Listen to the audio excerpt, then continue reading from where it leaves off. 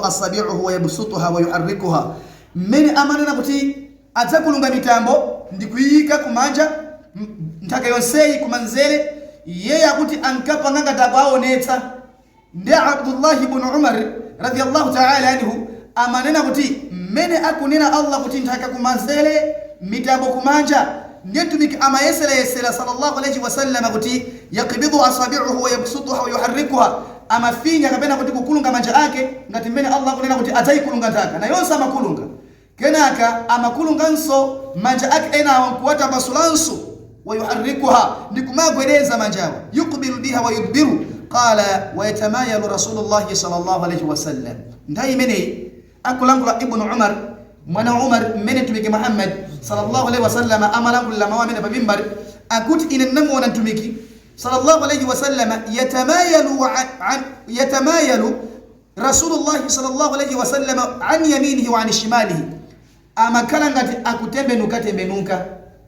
kugwera mbali iyi kumakala ngati akutembenukira uku kukala ngati kuti mmene mumuonera munthu ali pa mimbar ndi akulangula mauwa ndi amakala ngati akutembenukira kumanja ndi kumanzere iyeyo ankamuona mtumiki Muhammad sallallahu alayhi wasallam akuchita zimenezi farajifa al-mimbar akuti mpaka na mimbar idagwedezeka imene adakwera mtumiki Muhammad sallallahu alayhi wasallam chifuka choyangana kumanzere ndi kumanja ukala ngati akugwedezeka mimbar pa farajifa al-mimbar mimbar yonse inagwedezeka nadhartu ila al-mimbar Abdullah ibn Umar akuti ina nayanganizisa mimbar ija yataharraku min asfali shay'un minhu pansipa apa zimene tinamanga pansi kuti mimbar imangidwe wallahi ninaziona zikugwedezeka choncho akuti yataharraku min asfali shay'un minhu hatta inni la aqulu akuti mpaka nene muntima nalangula kunena kuti usaqitu huwa bi rasulillahi sallallahu alayhi wasallam kodi mtumiki Muhammad sallallahu alayhi wasallam akangopitiriza kugwedezekako mimbar imene sigwa malingana ni mmene imaonekera mimbar nthawi imene hadithi imene sahahahu al-Albani ada isindikiza kuti ndiye sahihi imamu watu Nasruddin al-Albani ulimekeseka kama Allah tabarak wa taala hizi ndi zina zimene Allah tabarak wa taala kudzela palilime la mtumiki Muhammad sallallahu alayhi wasallam ada longosola za siku limeneli la yawmul qiyama tikunena kuti yawmul qari'a tawilu zaman shadidul mihan siku limeneli ndawi yake ndiye itali kwambiri tinalongosola kali ndiye itali kwambiri mayeso ndizo vuta za siku limeneli ndizazikulu kwambiri zimene dziko lapansi simunazionenso an Abdullah ibn Umar radiyallahu anhuma qala kuchokera kwa Abdullah ibn Umar radiyallahu ta'ala anhuma qala ala nena kuti tara rasulullah sallallahu alayhi wasallam al-aya siku linanso tumiki Muhammad sallallahu alayhi wasallam ada welenga verse yawma yaqumu an-nas li rabbil alamin suratul mutaffifina pa 6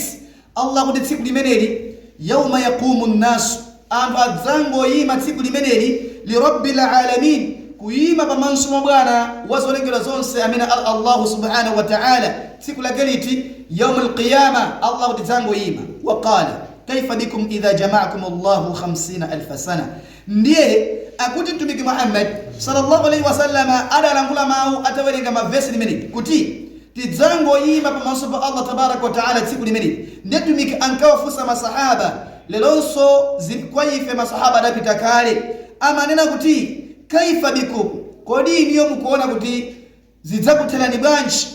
idha jama'akumullahu 50000 sana siku limene Allah atadzakusonkhanitsani pamodzi munthawi yotalika imene ikufana na zaka zokwana 50,000 years mutangoyima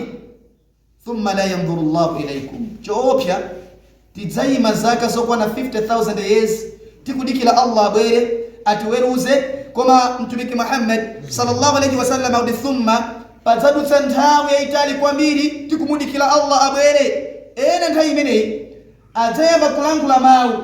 ili dua yompempha Allah 50,000 years dzuwa lilqadri mailin lili mulingo ochokera pamutu patu 1 mita yoka Allah adzatsa dzuwa lija kulititsa ku mitambo 7 tifika dzuwa lili ku mitambo 7 koma hiti yake ndi imene tikuimva dziko lapansi kutenthana lidzafika tsiku la kiyama lidzango yeso la 1 mita kuchokera pamutu patu 1 mita kuchokera pamutu wa aliyense kuta 1 mita dzuwa lidzakhala pamene udzatere mulingo 1 mita ndiye tidzakhala kuti nthawi imeneyi zinthu zavuta ndithukuta ndi kutentha kwa tsiku limeneli sikuti ndi jahannama atu ayi.